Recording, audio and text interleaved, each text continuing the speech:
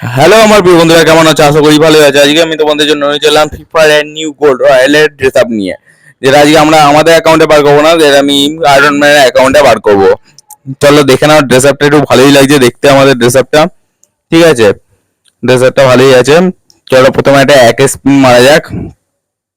হলো, দিয়ে আবার একটা এক স্পিন মারা যাক।